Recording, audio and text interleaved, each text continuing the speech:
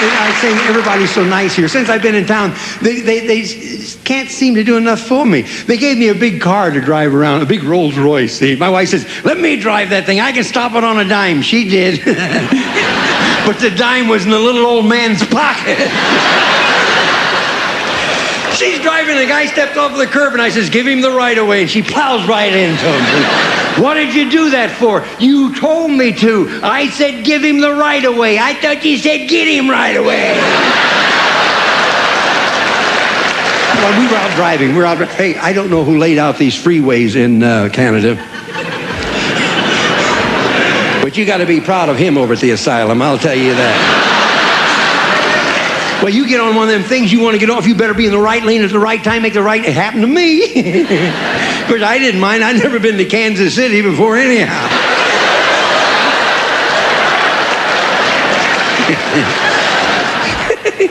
Anyhow, we're driving, see, and we go into this gas station. You know what I can't understand about a gas station? The cash box is out in the open, the office is out in the open, and they lock the restrooms.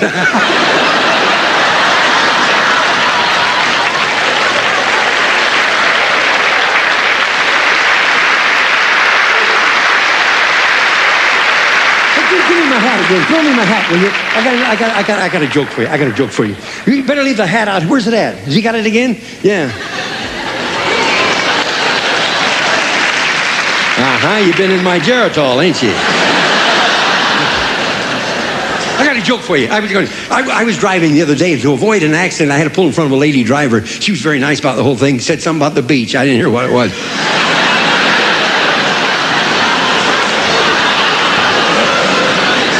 Why, you got a funny beach around here, huh? This dear little lady, she must have been nearsighted. She mistook me for a Spaniard. She called me Sebastian. I heard that. I got a joke for you. If you've heard this, don't stop me, because I'm dying to hear it again. Two highway patrolmen, they're driving, see? One of these officers turned to his buddy and he says, "You realize that we've been on duty all day? We haven't given out one ticket." He says, "We nabbed the next car that goes by." Now, it's a big Cadillac. They tail this guy, but he stays in the right lane, uses the proper hand signals, the directional lights are perfect. He stays within the maximum speed. So one officer says to his buddy, "I've never seen anyone from Canada drive this carefully before. We ought to congratulate that guy." So they pull him over. Says, "Nothing wrong, sir, nothing wrong. Just wanted to congratulate you. 35 years I've been on the highway patrol. I have never seen anyone from Canada drive so carefully." This guy says, "When you're crocked, you gotta be careful."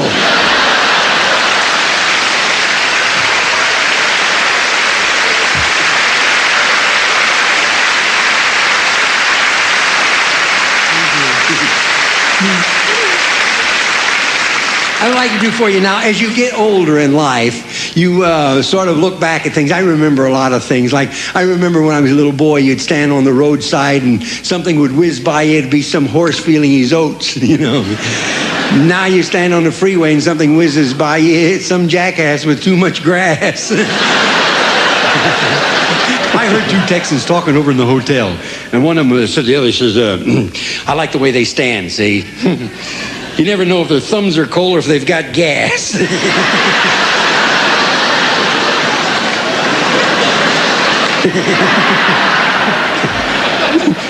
He says, "Now that we're getting friendly with China, tell me, do you believe in Buddha?" He said, "I believe in what?" "Do you believe in Buddha?" "I don't know." "Buddha?" "Well, Buddha's been around a long time. I don't know if I believe in Buddha or not, but Buddha's all right, yeah. I like Buddha. I like Buddha. What the hell, I like margarine just as well."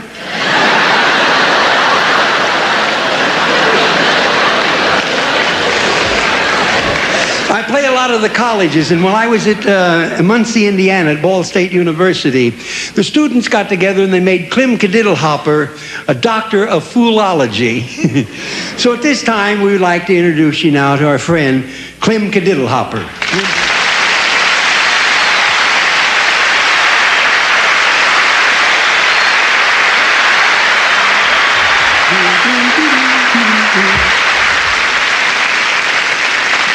Well, sir, it's nice to see you folks again. It's been a long time since I saw you last. I got married.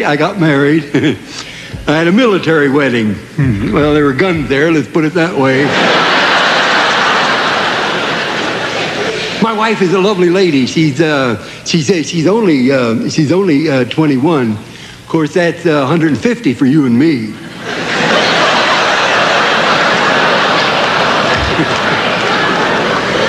She's very superstitious. For instance, now she won't do housework any week that has Friday in it. Yes, since I saw you last, I haven't been doing much of anything. I never did do much of anything. I've been helping the Boy Scouts. I show them how to make them Boy Scout knots. Boy, I'm a whiz with that. Everything I see, boy, I tie a knot in it.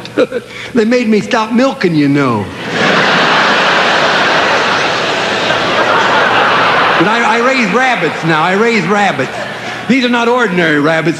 Some of these rabbits, they've never been outdoors. These are ingrown hairs.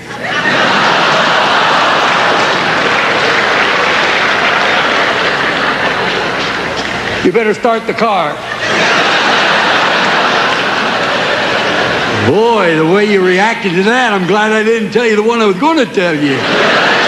But the little rabbit was going to have an operation, but he wouldn't take any anesthetic because he was an ether bunny.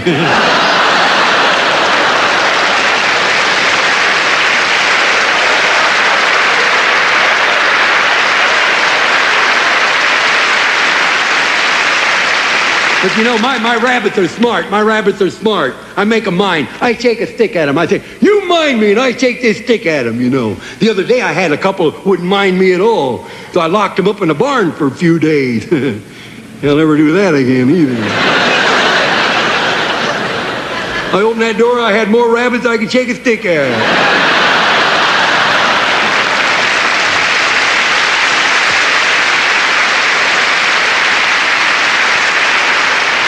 You can shut the motor off.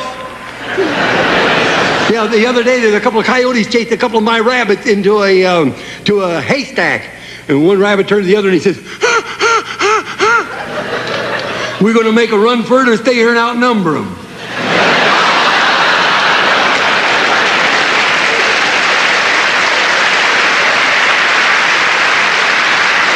He said, we're going to make a run for it, you idiot. We're brothers. Tonight, I would like to recite to you, some poetry that I have written. And this poetry here is, this poetry is set to the same cadence as Rudyard Kipling's poem, Boots. You've all heard Boots? You've never heard Boots? Boots, boots, marching up and down again. Boots, boots. In the slush and in the rain, cannons and guns firing far beyond their range, and there's no silence in the night. Now you heard it.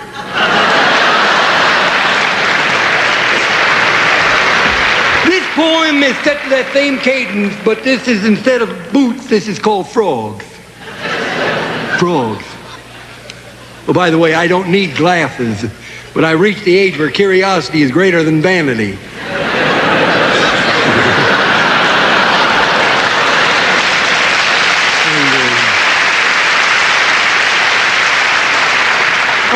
I just got these a few days ago.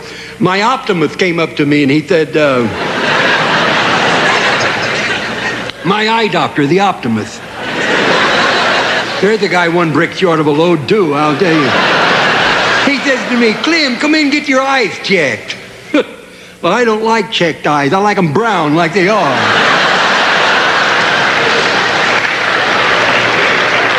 I don't know what anybody would want with checked eyes.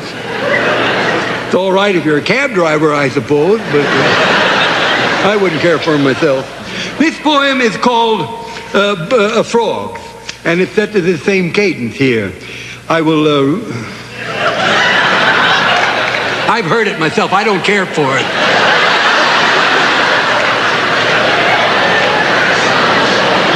I don't mind reading for you, but I ain't going to suffer, I'll tell you that. This is set to that same cadence. Say, maestro. Is he all rehearsed now? Okay. Frogs Frogs, frogs, they are everywhere. Frogs, frogs, frogs croaking fill the air. Louder, louder, louder is their blasting blare, and there's no silence in the night.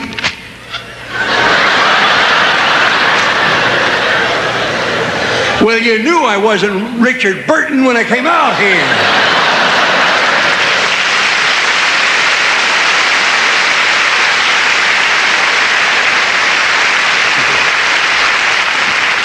Frogs, frogs. Croaks heard 3 miles away, 5, 6, 7 beyond that they say. Frog, frog, multiplying more each day, and there's no silence in the night.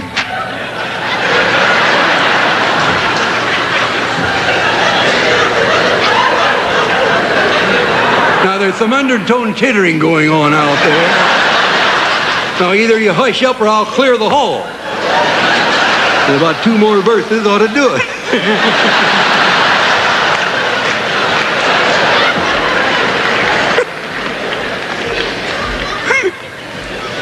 Frogs.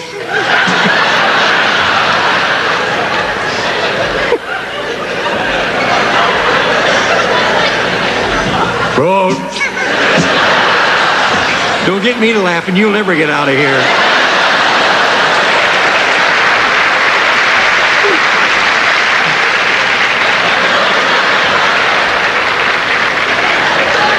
Frogs, frogs, don't try to seek them out. Frogs, frogs, frogs hiding all about. Grab, grab, grab their throats and wring them out, 'cause there's no silence in the night.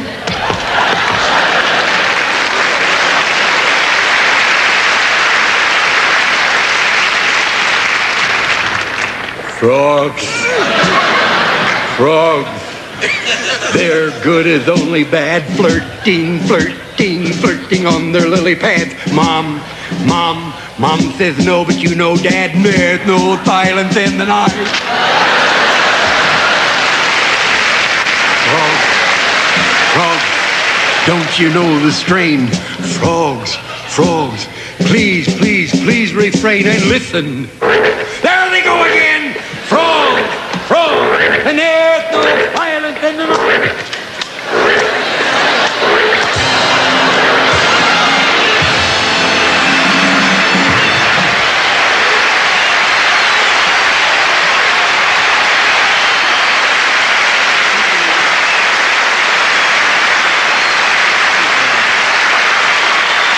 Seems that each day new talent